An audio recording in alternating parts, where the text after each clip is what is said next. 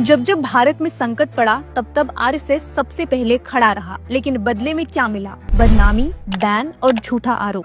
क्या आपको कभी बताया गया है कि 1947 में आरएसएस ने अमृतसर के दरबार साहिब की रक्षा की थी या 1984 के दंगों में सिखों की जान बचाई थी?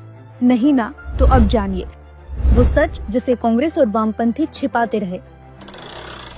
1947 में जब नेहरू जिन्ना ने सत्ता के लिए देश को आग में जलता छोड़ दिया था, तब आरएसएस के स्वयंसेवक पंजाब, दिल्ली, लाहौर, बंगाल में उतरकर हजारों हिंदू सिखों को बचा रहे थे।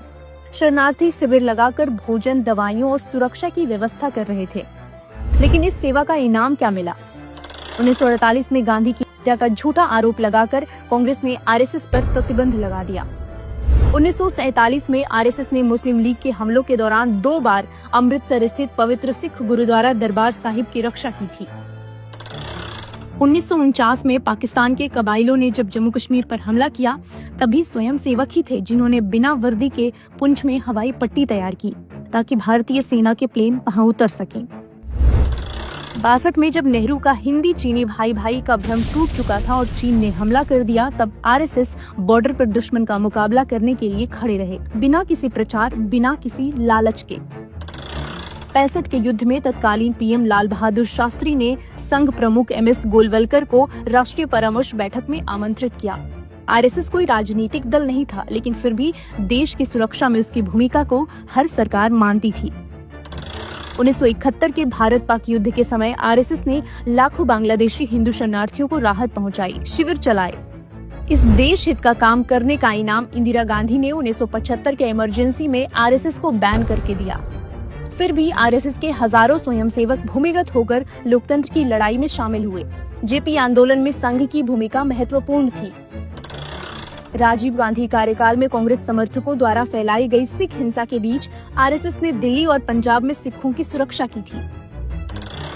25 जून 1989 को पंजाब के मोगा में एक आतंकवादी हमलों में 21 स्वयंसेवकों ने जान गंवा दी।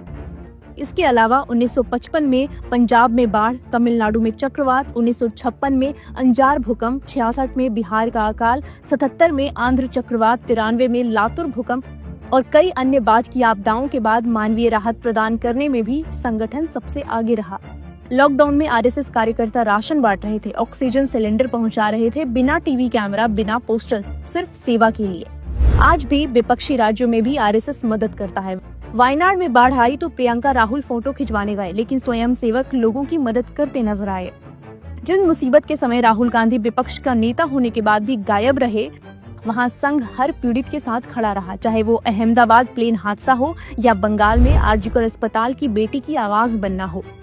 संघ ना तो वोट मांगता है, ना टीवी हेडलाइन, बस सेवा करता है। कांग्रेस और वामपंथी इतिहासकारों ने जितना छिपाया, संघ की सेवा उतनी ही गहराई तक देश को जोड़ती रही। यही वजह है कि कांग्रेस आरएसएस से नफरत करती है, क्योंकि वो राष्ट्रवाद की बात करते हैं, हिंदुओं को एकजुट करते हैं, हिंदू को हर खतरे से बचाते हैं।